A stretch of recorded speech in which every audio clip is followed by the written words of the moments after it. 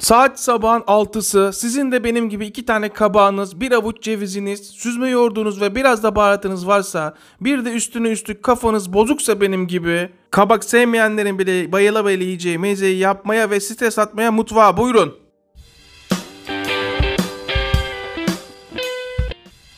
Rendemizin en kalın tarafıyla önceden soymuş olduğum kabakları rendeliyorum.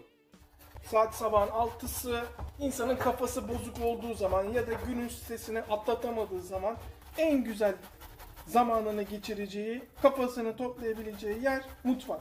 Yemek yapmayı bir zorunlu olarak düşünmemek lazım. Şu bir zevk ala yapmak lazım. Şu anda yolun yarısını bitirmiş durumdayız. Bu kadar kolay bir meze yapıyoruz ve bu kadar lezzetli. Bir çay kaşığı dolu dolu tuz, yarım çay kaşığı karabiber, bir çay kaşığı kırmızı toz biber. O yüzden kabak sevmeyen arkadaşlar bu mezelere burun kıvırmasın. Şimdi bakın burada her işi bitiriyorum, görüyor musunuz?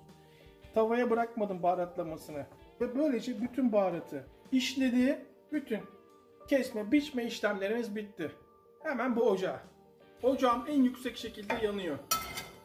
Bu tarife teflon tava yakışır. İster zeytinyağı, ister ayçiçek yağı. Ben zeytinyağı kullanıyorum.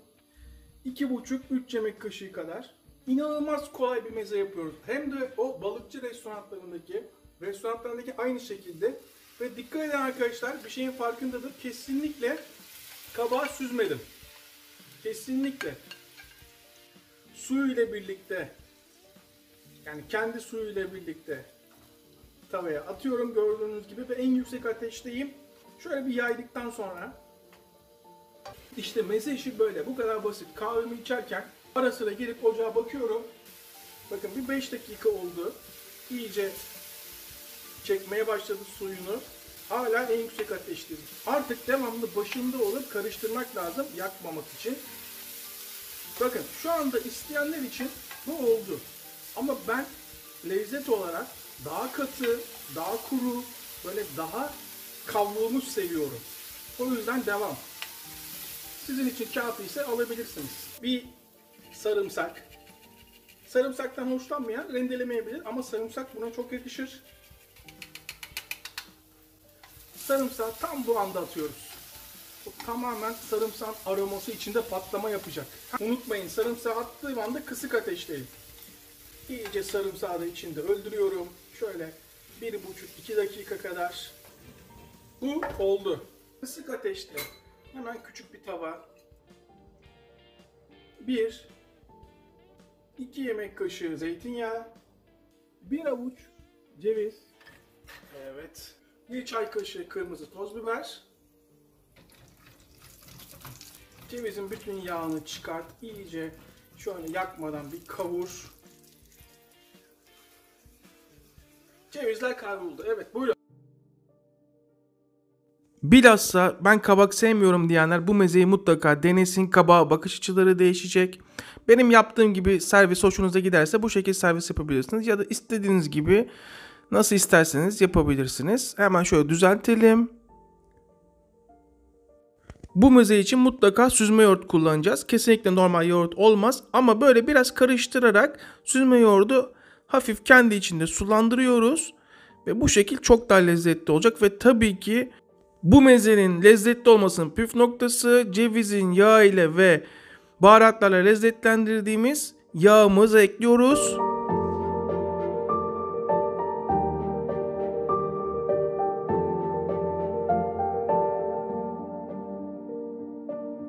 Açın ağzınızı, her zamanki gibi ilk lokma sizin. Yok efendim ben kabak sevmiyorum.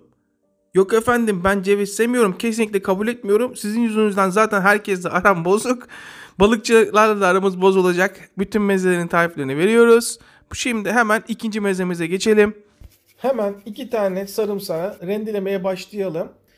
Bu tarifin en önemli püf noktası, kerevizi kesmeden önce sosunu hazırlamalıyız. Burada daha önceden yaptığım süzme yoğurdum var. Hatta bir önceki tarifimde 2 kaşık süzme yoğurt ev yapımı yaptığımız ve normal ev yapımı yoğurttan 1, İnek ve manda sütünden yaptığımız için yoğurdumuzu, bu arada açın ağzınızı, bu müthiş kayman tadına bakmayacağımızı düşünmemiştiniz herhalde. 4, 5, 6 yemek kaşığı normal yoğurt kullanıyoruz. Tuz, bolca tuz. Yetmeyecek ama ekleyeceğiz muhakkak. Karabiber, bolca karabiber. Bence yine yetmeyecek. Bu tarifte birebir ölçüye tutturmak çok zor çünkü kerevizin büyüklüğüne göre değişiyor. Dolu dolu 1 yemek kaşığı mayonez. Tamamen sos haline getirelim yoğurdumuzu. Akışkan bir hal alsın. 2 tane salatalık, kabuklarını soyduğum 2 salatalık. İlk önce ortadan ikiye. Bir kaşık yardımıyla salatalıkların içini alalım. Suyundan kurtulalım. Mezemizin kıvamını ve bekleme süresini azaltmasın. Etli kısımlarını kullanacağız. Sizden istediğim bıçak yardımıyla salatalıklarınızın etli kısımlarını küçültebildiğiniz kadar ince kesmeniz. İyice küçültün. İstediğim bu büyüklükte. Evet, salatalıklar da tamam. Bir avuç dereotu. Dereotumuzu da ince ince kıyacağız. Kesebildiğiniz kadar ince kesmeye çalışın. Müthiş lezzetli bir tarif yapıyoruz, meze yapıyoruz. Bakın kereviz deyip burun kıvırmayın, bir kez daha söylüyorum. Aynen böyle küçültebildiğiniz kadar küçük kesmeye çalışın. Ve sıra artık kerevizimize geldi. Şimdi bakın kerevizi normalde böyle yaprak bölümünden ayıracağız. Buradan kesmeniz lazım yaprak bölümünden. Ama benim böyle kesilmiş halde olan bir kerevizim var. Daha doğrusu böyle çıktı. İlk başta oturtabilmek için alt tarafını şöyle alt tarafını kesiyorum. Ve diğer tarafını da aynı şekil kesiyorum. Kimilerine göre kerevizi doğramak gözünde çok büyütülüyor. Esasında çok basit bir şey. Ve bıçağımın yardımıyla yanlarından ince dilimler halinde kerevizimi kesmeye başlıyorum. Ve son parça. Evet. Şöyle bir kontrol edelim. Sağında solunda bir şey kalmış mı? Gayet iyi. Bir yıkayalım. Her ihtimale karşı. Evet, tertemiz oldu. Şimdi kurulamak lazım. Havlu yardımıyla kurulayalım. Bunu daha kolay rendeleyebilmek için ortadan ikiye keseceğim. Ve çok hızlı olmam lazım. En başta da söylediğim gibi kerevizin şöyle bir handikapı var. Hatta sosumuzu da daha önceden hazırlamamızın nedeni kereviz çok çabuk kararır. Yapılan en büyük hatalardan bir tanesi bu. Kerevizi rendeleyip daha sonra sosu yapılıyor. Oysa kereviz çok çabuk kararan bir sebze. Ceviz, olabildiğince fazla ceviz kullanmaya çalışın. 3, şöyle 4, 4,5 yemek kaşığı kadar önceden hazırladığım, ezdiğim cevizlerim. Artık karıştırma zamanı. Evet. Şimdi bir tadına bakalım. Tuzu, karabiberi yerinde mi? Vallahi tuzu çok az olmuş. O yüzden tuz, karabiber, ama en başta da söylemiştim, bunda oranları tutturmak çok zor. Kerevizin büyüklüğüne göre değişiyor. Bolca karabiber ve mayonez. Şöyle 1 yemek kaşığı daha mayonez ekliyorum. Yoğurdu da az, bunun yoğurt da koyalım. 1, 2, 3. 3 yemek kaşığı daha normal yoğurt koydum ve zeytinyağı 1 yemek kaşığı.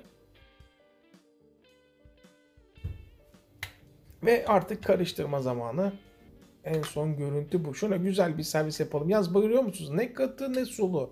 Oran böyle olmalı.